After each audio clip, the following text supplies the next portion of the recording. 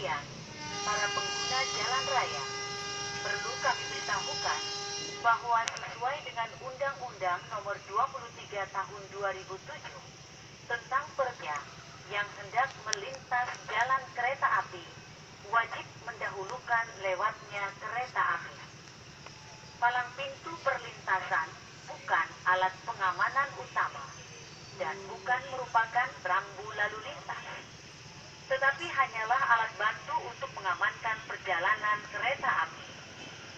Untuk itu, berhati-hatilah setiap akan melewati perlintasan kereta api.